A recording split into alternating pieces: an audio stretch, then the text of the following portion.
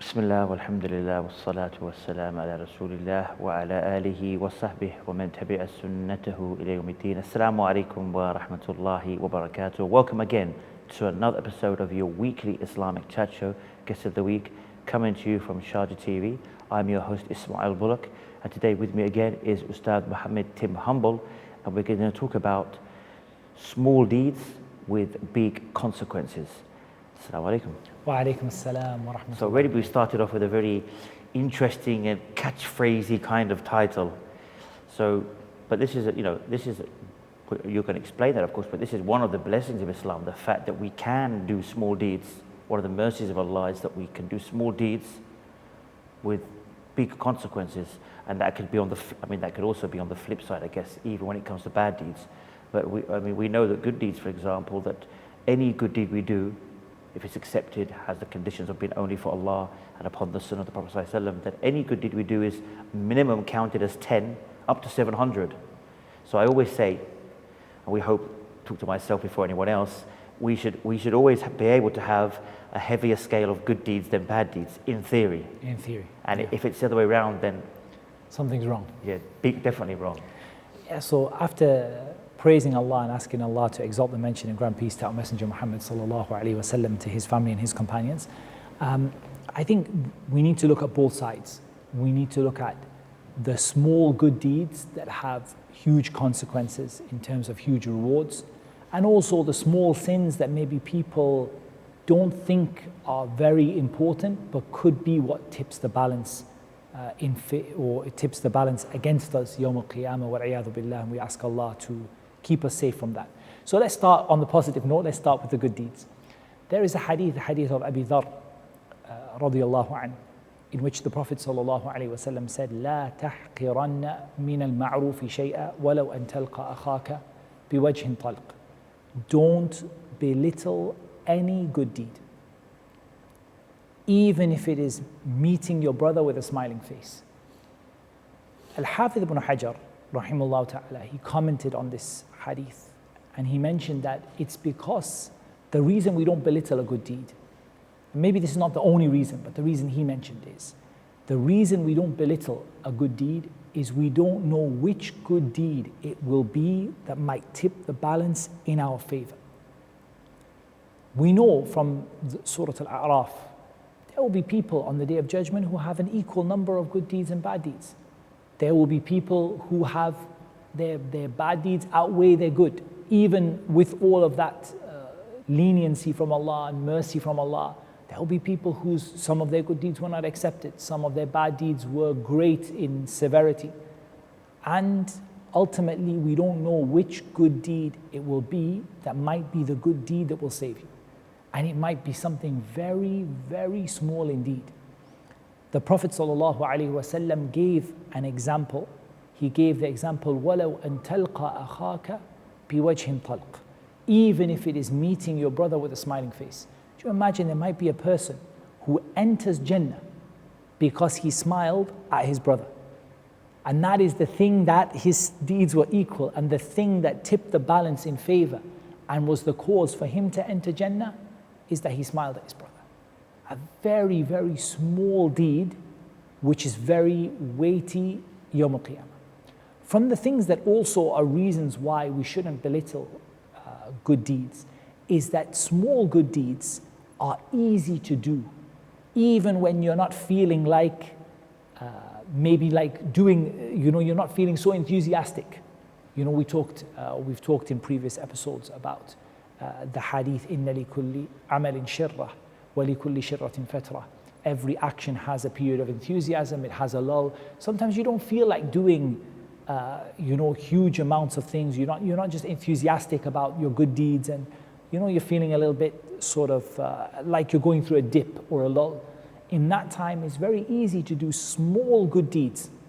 You might not think that they are huge in the sight of Allah. You might think it's only a small good deed. But that small good deed, and this is frequently mentioned in the hadith, that small good deed could be the one that saves you. also the multiplication of the small good deeds, like what you spoke about.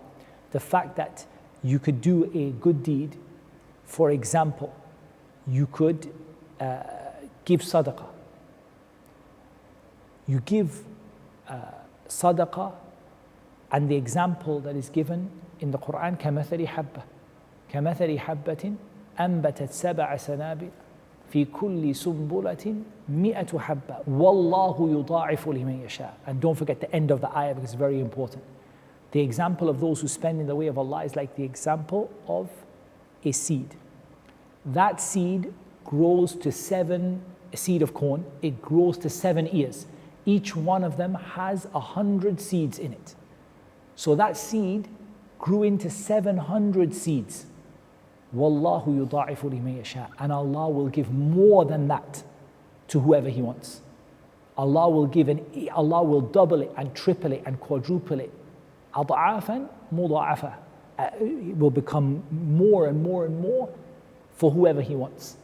So this is, Allah promised an increase on this sadaqah.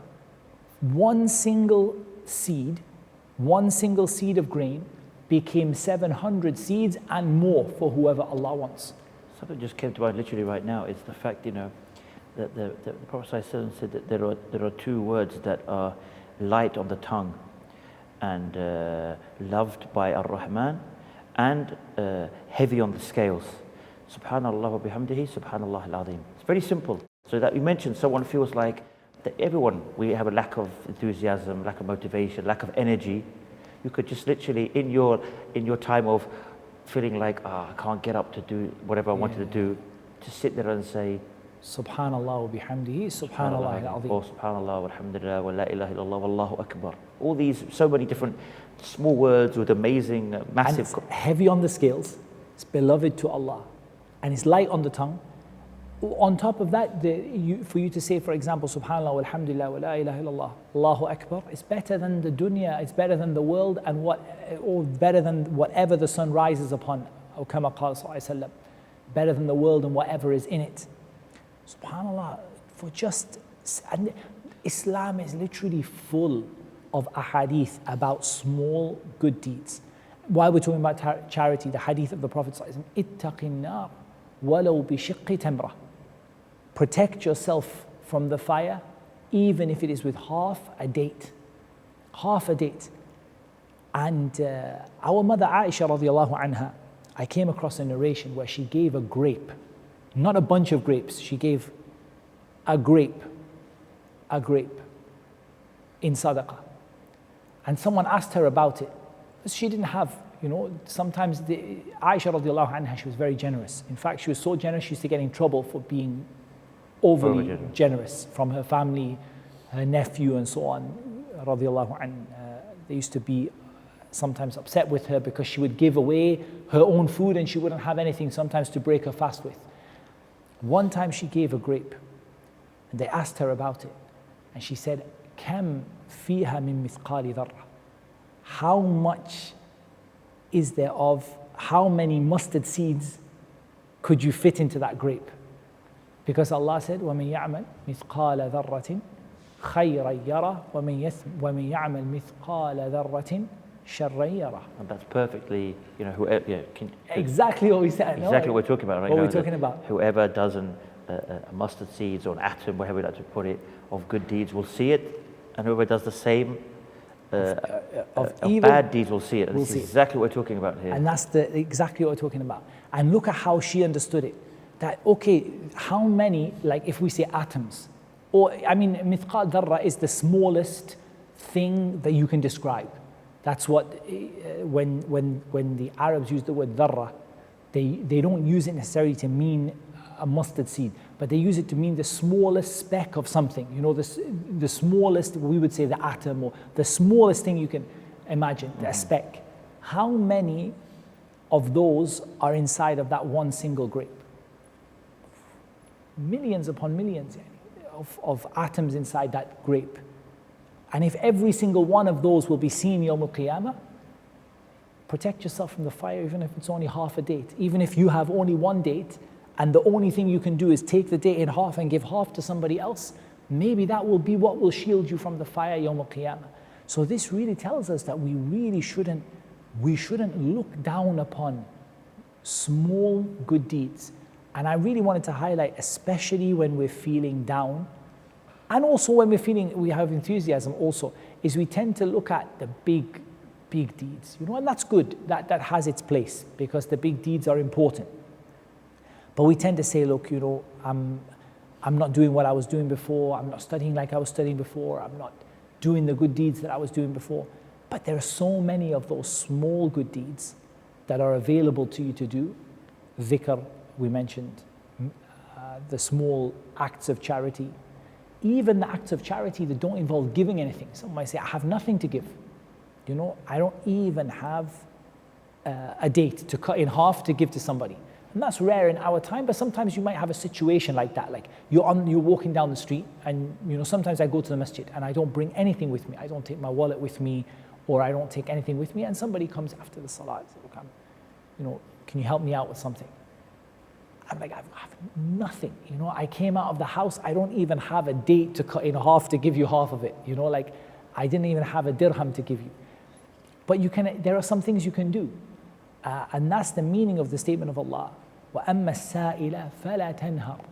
As for the person who comes to ask you, فَلَا تَنْهَرْ. For a long time, I misunderstood this, or I couldn't get my head around it. Like, I understood, as many people do, that this means you have to give them. But that's not the meaning of the ayah, that you have to give them. The meaning of the ayah is, don't drive them away with harsh words and speech. You might have nothing to give them, or you might not be allowed to give them.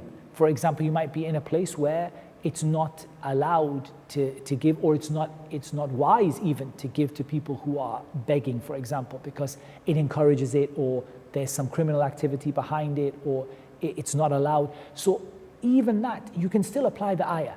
Whatever you do, just don't drive them away with harsh words. Smile at them. Say, Allah, may Allah give you more. I apologize, I don't have anything with me. May Allah subhanahu wa ta'ala give you, may Allah bless you. Say nice words to them. Even that in itself is a good deed that might weigh heavy on the scales Yawm al-Qiyamah, and you didn't even give them anything. Like when those poor people came to the Prophet ﷺ min Ahl Suffah, the people who were living as the guests of the Prophet ﷺ in his masjid, and they were extremely poor. And they complained. They said, the people, ذهب أهل الدثور بالأجور. The people of wealth have taken away all of our good deeds, because they do what we do, they pray like we pray, and then they give sadaqah from their wealth. So the Prophet ﷺ, he mentioned many things that count as sadaqah. From the things he mentioned is to say the words of adhkar, the subhanallah and the la ilaha illallah. He mentioned the food that you put in in your family's mouth is a sadaqah. He mentioned all of these small good deeds that people can do. Even if they don't have anything to give, they can still do it. And they can still gain the rewards of the people who give for the sake of Allah.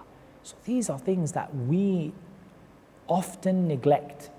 And some of these small good deeds are so important that they actually are huge good deeds in disguise. There's something that we think of it as being a very small thing, but it's in the sight of Allah, it is huge. Like, for example, istighfar. For example, saying astaghfirullah. We probably say this is just a small, and adhkar in general, this is just, saying Allah, Ya Allah, calling upon Allah, saying astaghfirullah. Maybe this is something very small, but maybe it's, you think it's small. وَهُوَ عِنْدَ اللَّهِ عَظِيمٌ. And in the sight of Allah, it's not something small in the sight of Allah. There is a hadith about istighfar in which the end of the hadith is, and this person is a person who continually asks Allah to forgive them. They keep falling into sins and they keep saying, رَبِّ اغْفِرْ لِي ذَنْبِي. My Lord, forgive me my sin. Now, how hard is that to say? رَبِّ اغْفِرْ لِي ذَنْبِي. That's it. And Allah says to this person that I have a servant who knows that he has a Lord يغفر الذنب ويأخذ بالذنب. He forgives sins and he punishes people for sins. Hold you on that point. It's time for a break. Join us after this short break.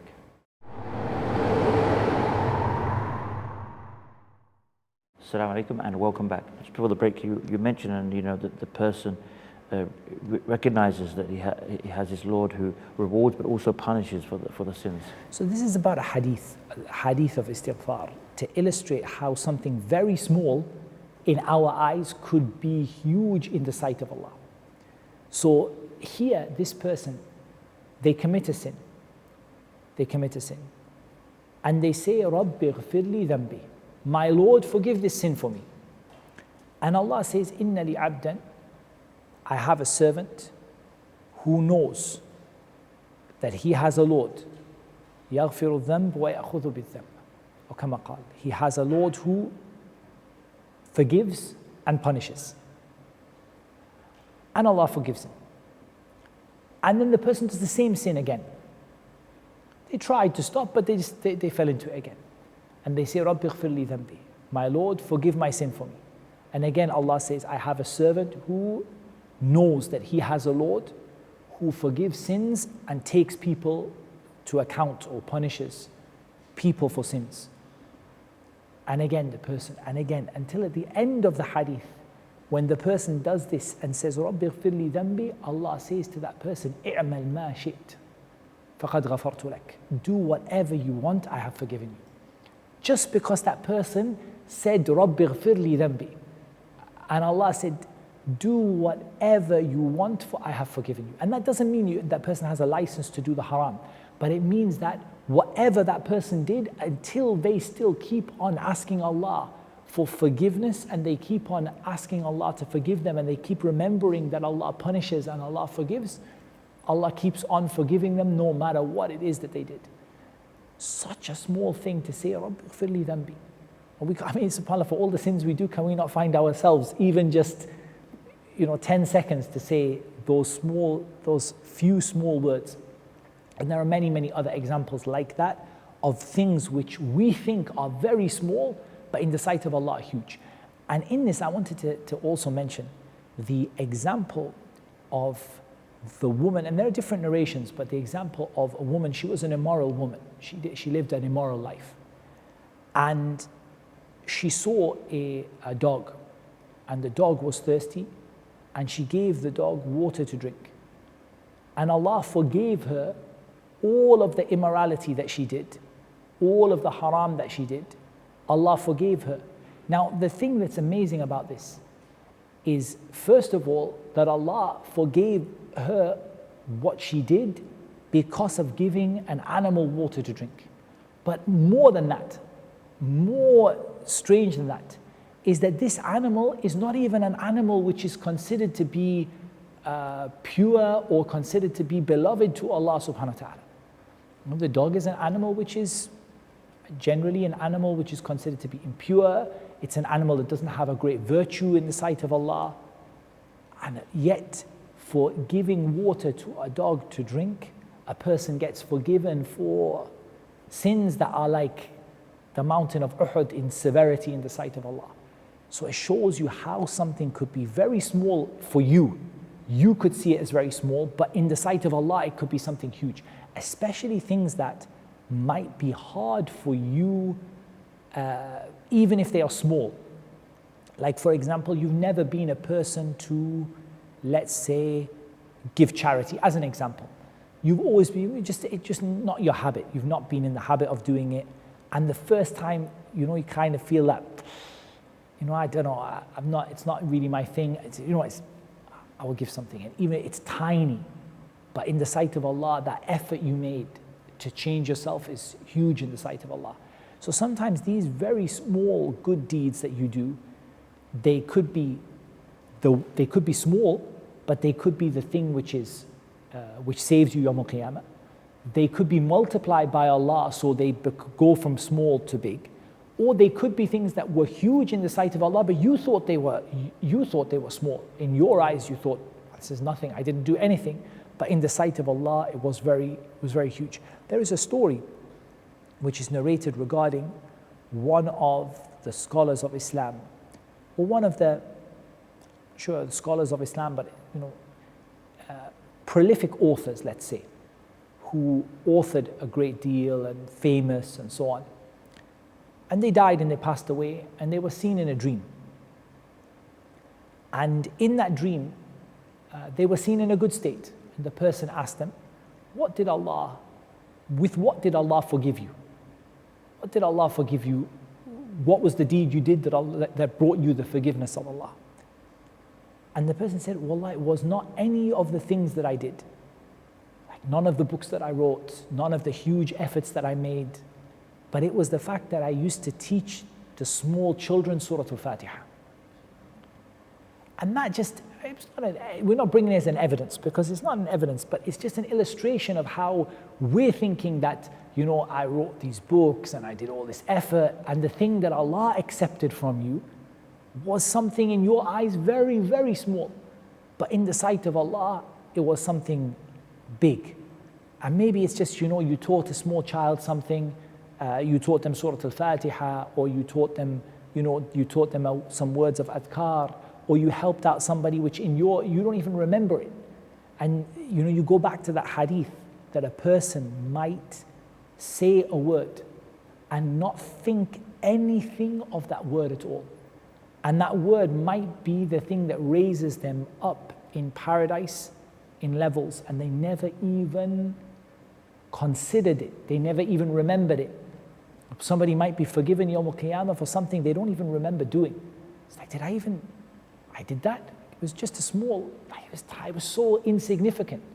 But it could be the thing, and like we said, it could be because it was the thing that tipped the balance. Yes, it was small, but it was the straw that, like the opposite of it. We talk about the straw that broke the camel's back. It was the thing that just tipped the scales. It could be because Allah multiplied it. It was small, but Allah subhanahu wa ta'ala multiplied it like the sadaqah, and Allah takes it in His right hand, and both of His hands are right hands, and Allah looks after it like a person looks after a foal, until it becomes something huge in the sight of Allah, and Allah multiplies it 700 or more than 700 times. Every deed, like you said, is get you a minimum of 10 times. Who gives you 10? Which investment can you do in this dunya that gives you 10 times to 700 times guaranteed return? But on the flip side, when it comes to the bad deed, it's recorded as one bad deed. One bad deed. And the interesting thing about this hadith, about the hadith of the person who doesn't think about what they said, this hadith has another half to it. And this is where we change and talk about the other side. Perhaps a person would say a word and not think anything of it, and it would take them into Jahannam 70 years deep. 70 years into the depth, falling into the depths of Jahannam for 70 years. And there is a stone fell into Jahannam for 70 years, didn't hit the bottom. 70 years falling into Jahannam for a word that the person never even thought of. And this is where we talk about the danger of the small sins that people don't often give importance to, particularly when those small sins become regular or many. So there are two or three problems with small sins. The first is when those small sins become many in number. So this is the example the Prophet ﷺ, he gave it in the hadith of Abdullah ibn Mas'ud, when he said, إِيَّاكُمْ وَمُحَقَّرَاتِ الذُّنُوبِ أو كما قال. He said, be careful of the belittled sins. The sins that people, like he said, لا تحقرن من المعروف شيئا, don't belittle any good deed, keep away from محقرات الذنوب. Those sins that are really, really small in people's eyes. Because why? Because they فإنهن يجتمعن على الرجل. They come around a person and they gather upon a person حتى يهلكنه, until they destroy him. And the Prophet ﷺ gave an example. The example he gave is a people who gather in أرض فلات, in an open plain, like a desert. People gather in the desert. Culturally, we do it here, right? People come to the desert, they all gather, and they all bring food. until when they gathered their food together, they start to send out the people for firewood. And they say for everybody, all the people who are here, everybody go and bring firewood. So this person brings, what does he bring? An oud, a single stick. He doesn't bring a big, he just brings one little tiny twig. The next person goes and brings a twig. The next person goes and brings a twig. The next person goes and brings a twig, until they have a huge fire that is made up of tiny little twigs. Each person just brought one. This is the example of muhaqqarat al-dhunub, the sins that are very small in people's eyes, but the problem here was not that they were big sins, but that they were just lots and lots of small sins that destroyed a person because they just kept on doing small sins, varied types, not one type, but varied types, and they kept on building them until they became like a huge fire that destroyed a person. The second problem with the small sins is that when a person does the same small sin over and over again, and that's why the scholars, they mention that there is no sin that exists along with tawbah. There is no major sin that exists along with tawbah, meaning when you've repented, all major sins can be wiped out. And there is no minor sin that is done continuously, meaning that a minor sin done continuously in itself becomes a major sin. And this is really dangerous, because the major sins are dangerous, right? We know the major sins are the sins that earn Allah's anger and His curse, His punishment, the hellfire. They are big things. But here the problem is, it's not the sin itself. It could be something very, very small. But that very small thing, the fact that it's done continuously, without care, regularly, that regularity and that continuity is the major sin. The fact that you don't care enough about this sin to stop doing it, that becomes a major sin, even though the sin itself could be something very small. So somebody could say, there's a minor sin, like maybe a bit of bad language or something like that. It's a minor sin. Like it's not from the things that Allah, cursed the people for. It's a small thing people do. But the fact the person does it again, day after day after day, and doesn't care about it, so that lack of care makes it into a major sin. Also, from the problems of the small sins are the small sins that the person doesn't think about or doesn't care about or doesn't remember. Like we said about the person who says a word, doesn't think anything of it, and it takes him 70 years into the depths of Jahannam. So the problem here is that the person never gave it any consideration. So they never asked Allah to forgive them for it. And especially when that is something which could be serious in the sight of Allah.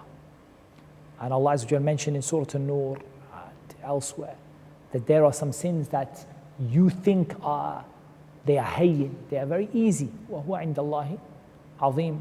And it's in the sight of Allah something very serious. So you might think it to be something very small, and it might be something very, very serious in the sight of Allah subhanahu wa ta'ala. So these are all ways that these small sins could trip a person up. Going back to the beginning of the hadith, when we talked about the hadith, لَا تَحْقِرَنَّ مِنَ الْمَعْرُوفِ شَيْئًا, and the statement of Al-Hafidh ibn Hajar. Al-Hafidh ibn Hajar actually has two parts to his statement. He said, you don't know the good deed that will be the single good deed that will take you to Jannah. And you don't know the sin that will be the sin that tips the balance against you. Just hold you on that point. It's time for another break. Join us inshallah after the short break.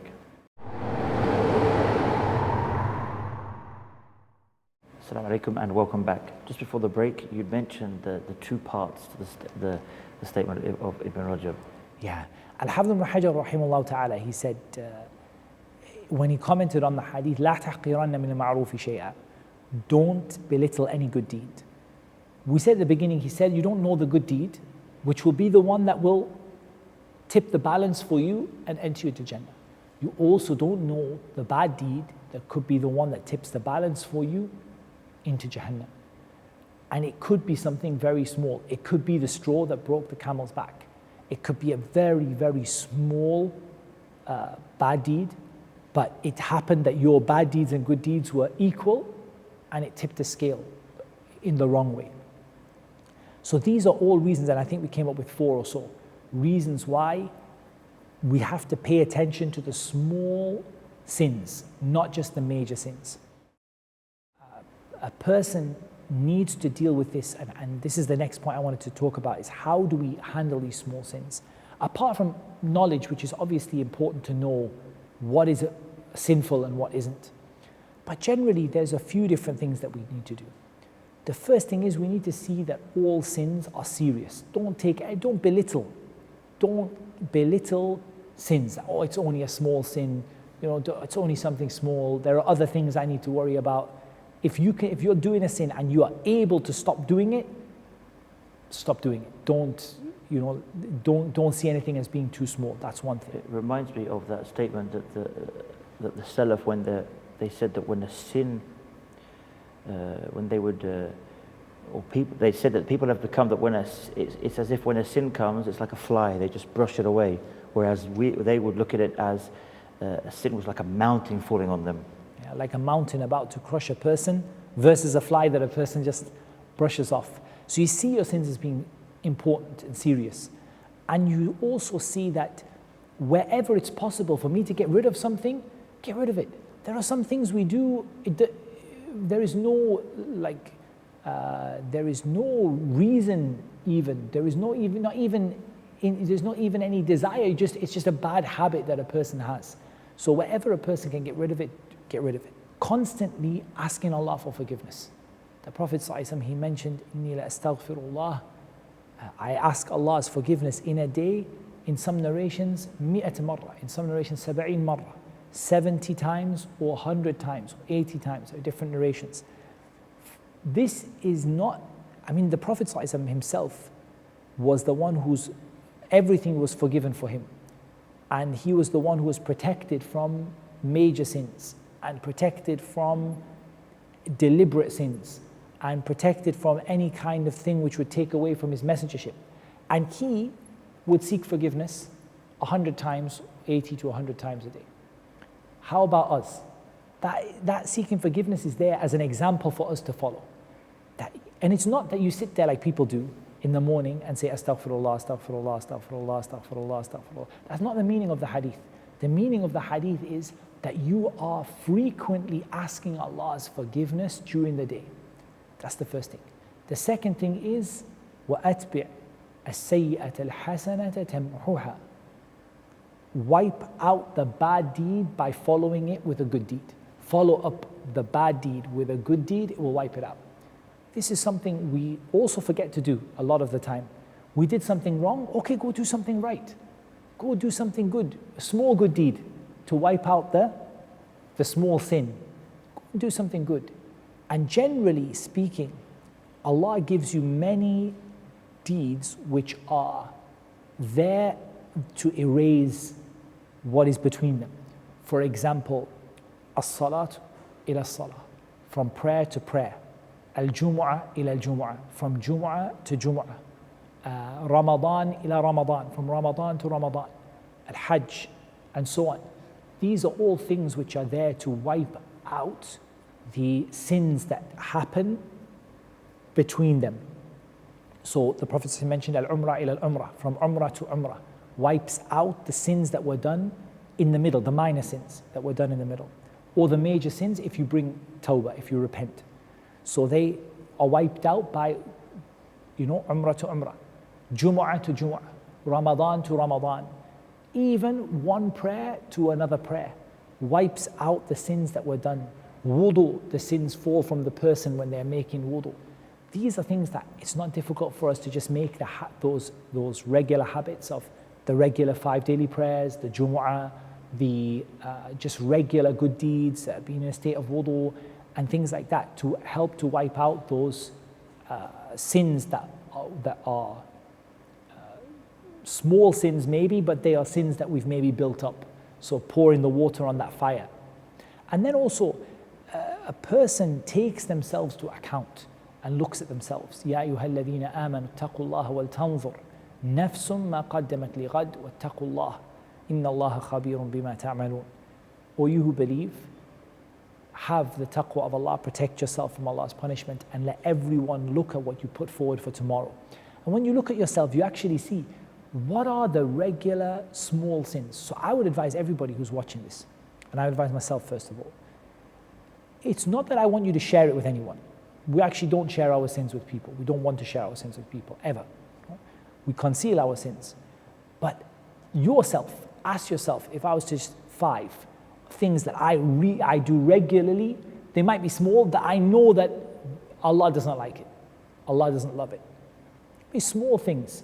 Could be being late for the salah. It could be, bad language. It could be smoking. It could be anything that you do that you just think, this is something, I know that it's not beloved to Allah. I know it's not right. It could be the way that it could be the way you treat other people around you, or it could be you get angry quickly, it could be anything. And you try and just get rid of these things that you know that you do regularly. That in itself is very significant in the sight of Allah. And what's really significant is that Allah promised something. He promised to exchange all those bad deeds for good. So Yawm al-Qiyamah, you come, not only does Allah wipe out the sin you did, but Allah replaces the evil deeds that the people did with good. And so you actually find it to be a good deed, Yawm al-Qiyamah. And that's why a person could do a sin that is more beneficial to them than 1,000 good deeds, as I think it was Ibn al-Qayyim rahimahullah ta'ala who said it, but in any case it was said that a person could do a sin that is more beneficial, not better, because it's not good for them, but the outcome is better for them than 1,000 good deeds, because it's the one thing that makes them change and makes them repent, and Allah by it wipes out the things that they did and replaces that bad sin with a good deed. There are many, many opportunities like that. So in summary, in this issue of balance, we don't want to belittle small good deeds, and we don't want to belittle small sins either. We don't want to see small sins as being too insignificant, because they can be the thing that destroys you. They could be too many, they could be of the same type, they could be something major in the sight of Allah but minor in our eyes. They could be the one that tips the balance. Likewise with the good deeds, we don't want to see any good deeds as being too small or too insignificant. Every time you have an opportunity to do a good deed, even if it's very, very small, take that opportunity. One that just came to mind, which I think is a lot of people neglect. For example, salam, giving salam. How many times you pass by a Muslim, you don't give him salam? Like small good deeds, right? Smiling in someone's face, just being kind to people, a kind word, a remembrance of Allah, tiny, tiny things that you fill your day with, that, like you said in the beginning, I think this is where it really all comes down to. Allah has given us so many chances for our good deeds to be multiplied, and 10 times, 700 times, and more than that. And Allah Azza wa Jalla only records the sin as one sin. وَلَا تَزِرُ وَازِرَةٌ وِزْرَ أُخْرَى. You don't carry the sins of other people, you only carry your own. And every sin is just one sin. Now, it doesn't mean a sin can't be multiplied in its severity. It can be, some sins are big and some are small, but the actual sin is only written once. It's not written you sin 700 times or 7,000 times or 10 times. You just sin one time. We really should never be in a situation where we end up with more sins than good deeds, because that really shows that if our good deeds are being, even if our good deeds are being multiplied 10 times only, and Allah is akram, more generous than that our good deeds are only being multiplied just 10 times. For you to have more bad deeds than good deeds, is you're doing 10 times more bad things than good. And nobody should find themselves in a situation like that. Sometimes what is causing you the problem is not the huge big sins, but actually small bad deeds and a lack of small good deeds. So a person is doing big things, but they may be not paying attention to the small things, and that could be what's causing them. And as we've seen in reality, even those small good deeds are in reality not as small as you thought. Not small. Yeah. in their reward. They may be small in the sense of how we look at them and we perceive them and what it takes from us in effort. But alhamdulillah, from the mercy of Allah, is that in reality they are all, they are great in reality when it comes to their reward. Yeah, absolutely. And I think that something we need to take from this discussion is the ease of Islam. Ad-Deenu Yusr, this religion is ease. And that doesn't mean this religion has no limits. Like sometimes people hear that the religion is ease and they understand that means I can do what I want. I don't have to pray because it's hard for me. No, you have to do what the religion says. But if you practice the religion properly, the religion should be easy. يُرِيدُ اللَّهُ بِكُمُ الْيُسْرَ وَلَا يُرِيدُ بِكُمُ الْعُسْرَ. Allah wants things to be easy for you. He doesn't want things to be difficult for you. And one of the mercies of Allah and the ease that Allah has put in the religion is the ease with which you can do very small good deeds, which are weighty in the sight of Allah, the ease with which your deeds are multiplied, and the ease with which the deeds are varied, right? We talked about a lot of things. Someone says, I don't have money. Okay, you don't have money, but your tongue is still remembering Allah. Or I'm busy at the moment, but there are still your intention to do good. And there are so many things that you can do that no matter what situation you're in, no matter how hard things are, there are always ways you can remember Allah. There are always good deeds you can do. And that's part of the ease of the religion of Islam. So no one should be feeling like Islam is too hard for me to practice. And I would say that one of the reasons I wanted to have this discussion today is because a lot of people do feel like Islam is beyond them a little bit, like hard for them to practice. Or I'll never be that person who has so many good deeds. So many good deeds, and how will I do that? And yet, start with the small things before you start looking at the huge things. And yeah, there are things that are priority. Prayer is a priority, and so on. The things that keep you in Islam, and so on. But sometimes when someone just says, I just don't know where to start. My life is just full of haram and I don't know where to start. I would often say just start with a small good deeds. Adding some of those adhkar we mentioned. Some of the adhkar, asking Allah for forgiveness, make dua to Allah, ask Allah to help you. And in a very short time, you find that you actually go down that path and you see a route to being able to do these huge deeds later on. When you look at people and say, how is this person do such huge, deeds in the sight of Allah? May Allah accept it from them. You look and say, how does this person do it? But you start with small good deeds. And also on that topic is that the small good deeds also are sometimes easier to conceal. And that's greater or easier in terms of ikhlas, in the sight of Allah, sincerity. Because ultimately, sincerity is what really matters in the religion of Islam. Well, Jazakallah for discussing that. Oh, yeah. And again, this has been another episode where we can take away, inshallah, some life lessons, that there are many small deeds that in reality have great consequences, and likewise the small sins can have great consequences. So we have now a balance to strike, inshallah. Let's use this to make a change, inshallah. And until the same time, same place, inshallah, I leave you with the greetings of Islam, the greetings of peace. Assalamu alaikum wa rahmatullahi wa barakatuh.